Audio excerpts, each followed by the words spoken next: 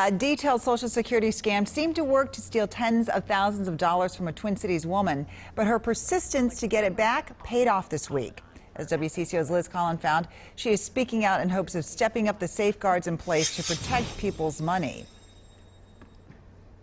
I felt like my identity had been compromised, and I was trying to comply with the government officials. The messages came a couple of times in mid-July. This is Officer Chris Morris. From a so-called officer with the Social Security Administration. Please get back to us as soon as possible. Who said Carla Parrish's identity had been stolen. After losing her husband unexpectedly a few years earlier, Parrish was paying close attention to the paperwork left behind to care for her girls. I'll connect you with a U.S. Marshal who will walk you through the protocol to protect your identity. But when she called back, this conversation turned to an elaborate scheme. A detailed report of how a criminal found Parrish's personal information and a request for $50,000 from her bank to be able to verify her identity. The money would have to be transferred and then transferred back. Scammers even provided her phone numbers to check them out first. I called and they were able to say, yes, Fernando Soto has been with the force for 15 years, badge number 1308. Parrish spent hours on the phone and went through with the wire transfer. It was her family members that night who waved the red flags. They used the scare tactics very effectively, unfortunately. Her money ended up in Hong Kong. From that police agency to the FBI, Attorney General's office, and Egan Police, Parrish worked for weeks to find help. These crimes are really difficult to investigate. Jurisdiction becomes an issue,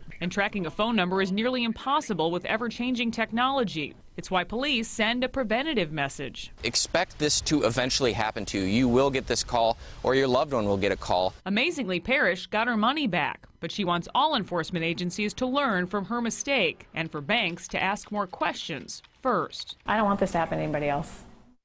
Parrish said her bank asked a list of questions when she went in to make the transfer, but none was about signs of fraud.